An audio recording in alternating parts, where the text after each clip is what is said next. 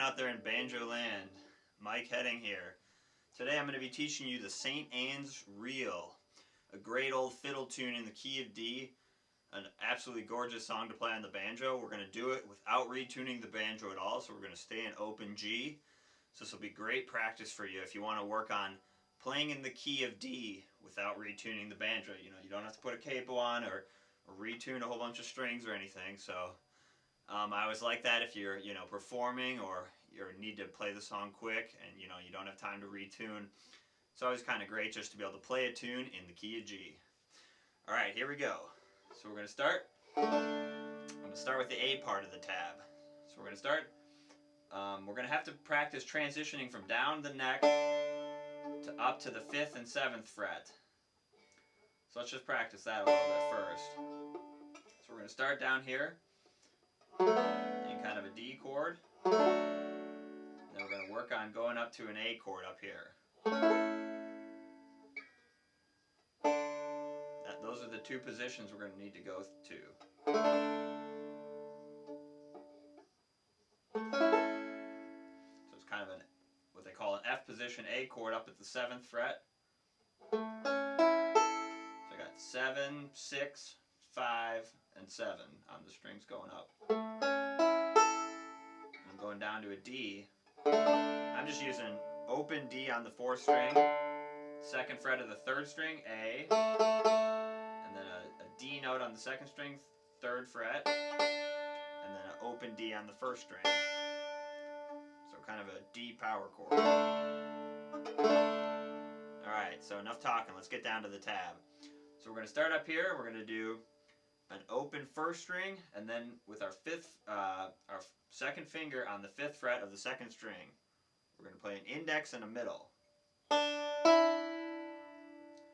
we're going to have to use our index and middle back and forth a lot. So if you have trouble with that, something you can practice to start is just doing middle, index, just on the 2 high strings. Just kind of get familiar with that a little bit, because for me that felt a little weird when I first started, and it took me a little time to get that working. So you can always just practice that on its own. Okay, so once you get that down, we're going to do open 5, and then we're going to use our 1st finger on the 4th fret of the 1st string. So I'm doing, with the right hand, I'm doing middle, index, middle. Then I'm going to hit the middle again, and then a thumb on the 5th string. And then back to the 4th fret on the 1st string, and then 5th fret on the 2nd string, and then open, and then open on the 2nd string. So you can keep these down for the beginning of the lick, so I'll play it a little faster so you can hear it in context.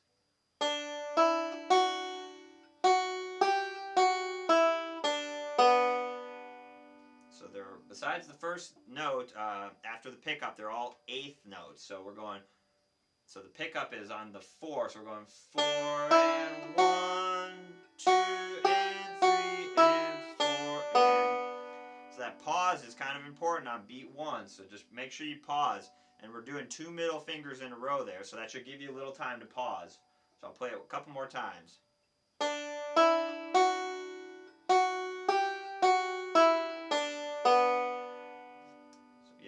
Again, a lot of middle and index back and forth, so we're kind of playing those notes on the higher strings.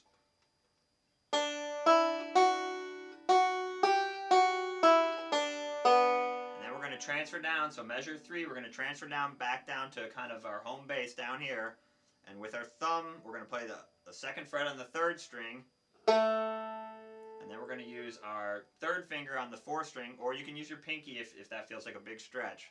So I'll play that part again. So from the 2nd measure to measure 3. And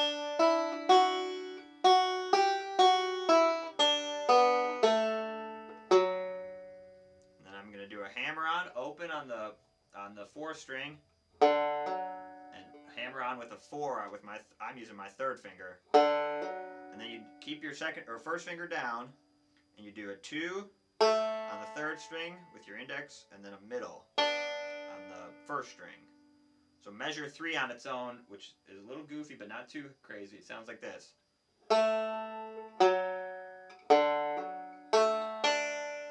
the first 2 notes are quarter notes, so it's 1, 2, 3, and 4, and. So you watch the timing there and make sure you don't hammer on too quickly. So it's.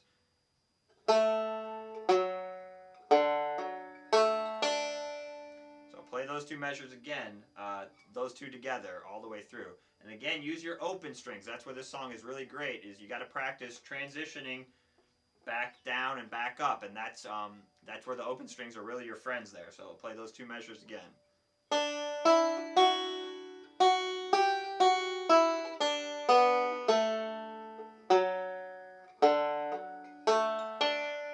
Alright, one more time.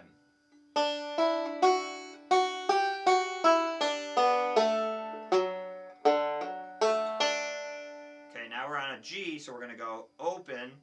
I'm going to bring my thumb all the way up to the 2nd string, and then I'm going to hit the 3rd string twice, also with my thumb. And then I'm going to go down to the 4th string, 4th string, 4th fret, and I'm using my 3rd finger still, and I'm going to do a thumb and then an index open on the 3rd string. So that G, measure 4 on the G chord sounds like this. A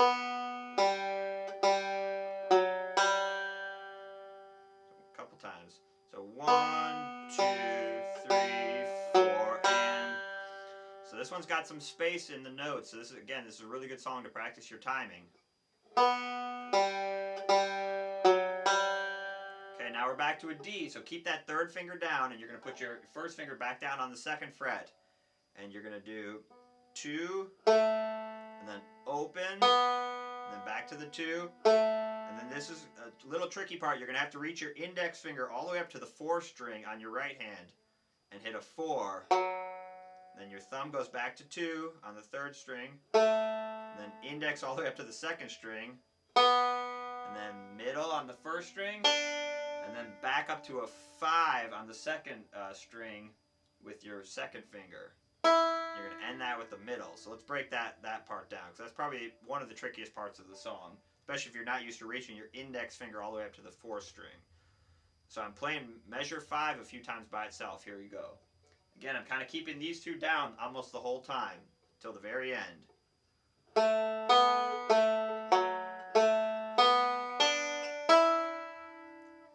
it a couple times. So thumb, index on my right hand, thumb, index, thumb, index, middle, index. Okay, and so kind of how I figured out the right hand for that one is, again, kind of a single string melodic style is just doing thumb index over and over again, and it doesn't matter, what strings you're on, you're just kind of doing thumb index back and forth. And that works really good for playing faster,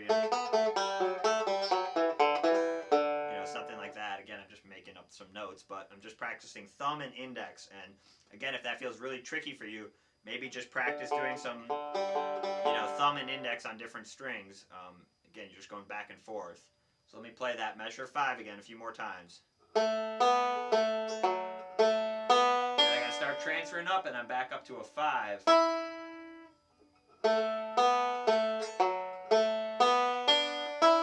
And then we're back to the beginning again. So those last 2 notes of measure 5 are actually kind of the same as the pickup. And then we're back to the same phrase that we played at the beginning. So I'll play that one more time.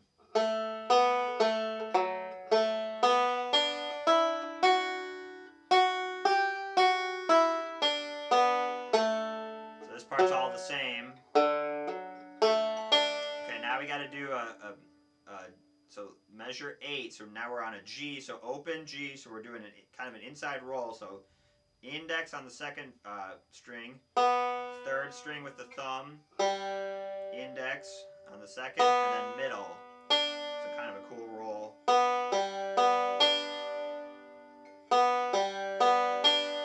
Yeah, so that's on open, and then that'll give you time to get up to your A chord, and then we're going to do thumb and your third finger's on the 7th fret, open on the second string, and then thumb on the with your right hand, and then your second finger on the 6th fret, and then index on the 5th fret, and then you keep those down, and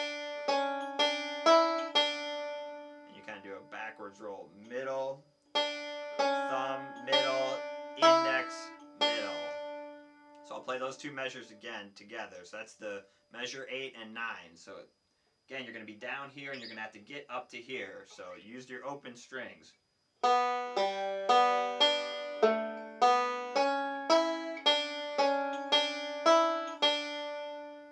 Couple more times. So I'm down here. So I'll play measure 7 with it so you can hear how it all sounds.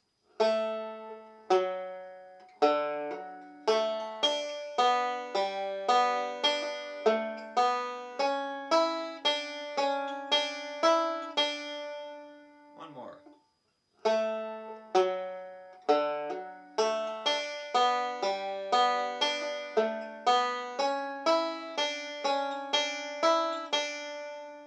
Again, so a couple tips. So keep your fingers down as long as you can. Whichever position you're in, always try and keep these down unless you have to pick them up.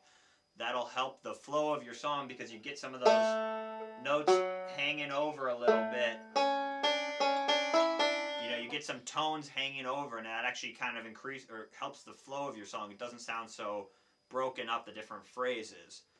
And again, with melodic banjo playing, sometimes we're not using the traditional rolls. We have to modify our right hand quite a bit just to get the melody notes, and that's what makes melodic banjo playing so cool is, you know, you can get those very intricate melodies and with breaking the traditional rolls. So again, take it phrase by phrase, and if there's a part that's giving you trouble, just rewind the video and try it a few times with me. So that's the whole A part. So let me play it one more time all together. So here we go.